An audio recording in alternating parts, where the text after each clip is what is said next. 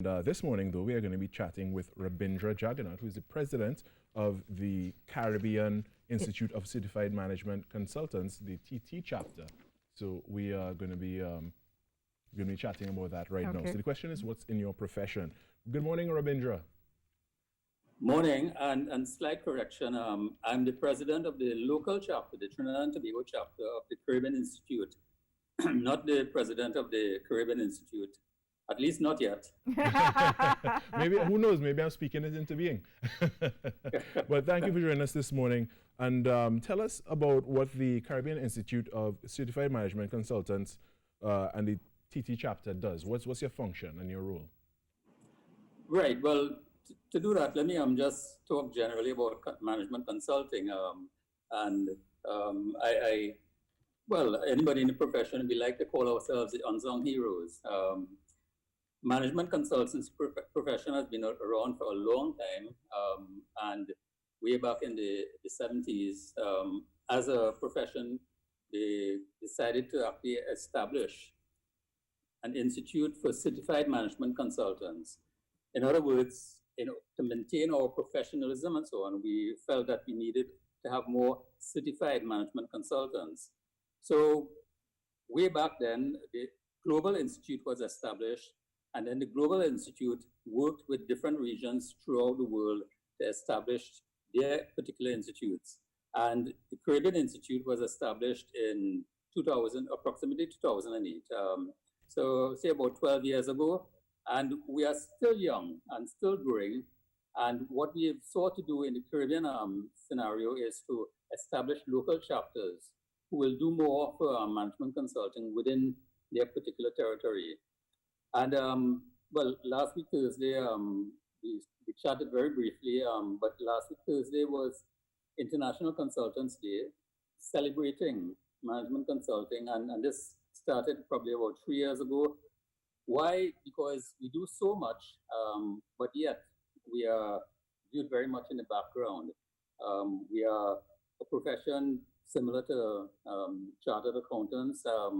We provide great value, and especially in these days with the COVID situation, there's greater demand for management consultants to provide advisory services to organizations. Well, so the Trinidad and Tobago chapter is even younger than the Caribbean Institute, and we are looking to promote ourselves and grow and encourage, in particular, young people to get involved in the consulting field. From a professional perspective, what has been the case is that when you retire from your substantive job, you'll get involved in consulting. So you find that a lot of consultants, like myself, partially balding, gray-haired consultants, which has good allure because our experience allows us to be good advisors to organizations. But more and more, globally, you find that young people are actually getting involved in consulting as a decision to get into a profession. And when you look globally at the profession generates roughly about, I would say about over $400 billion globally. The Caribbean scenario is relatively small compared to that. I think the last study that was done was some time ago, where it said that from a collective perspective, the Caribbean probably generates about $3 billion worth of consulting work. There was a downside to that. The study realized when it actually did its surveys and so on, that 80% of the fees for consulting, 80% of that $3 billion and so on, actually went to consultants who overseas consultants, not consultants from within the region. Hence the importance of the Caribbean Institute and the local chapter to actually get people more focused and to get also the private sector and the public sector to buy more consulting services from local consultants. And I dare say there are many local consultants I know throughout the region and in Trinidad whose capability are just as good as the international consultants. All right, and you said earlier that the field is generally manned by those who are on the older side and more experienced. But you said lately, though, more young people have been getting involved. Is there a challenge for young people to get involved in it and get work, being that they are young? Would they be perceived as too young for that type of work? Well, and like any profession, it's not that you're going to, let's say, be able to establish yourself immediately once you get involved in the profession. You have to build your credentials and gradually gain the confidence of clients. And that comes with a combination of things. Your ability to actually provide a service to the clients, your knowledge, your professionalism, but it also comes with experience. And we find a situation where, well, we have a lot of, let's say, older consultants who, because of their experience, are the ones who are more in demand. In North America, in the global environment, MBAs are very popular. And MBAs is a wonderful learning ground for any consultant or anybody who wants to get into the consulting profession. Right. It gives you a good all-round appreciation of business, what are the challenges, how to actually address different aspects of a business. So it's a good entree, and then you have to actually specialize in your particular area.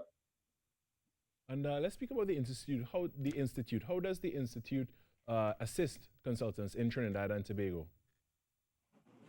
Okay, well, let me talk it from a regional perspective, because as I mentioned, and this is a reach out to let's say, consultants in Trinidad.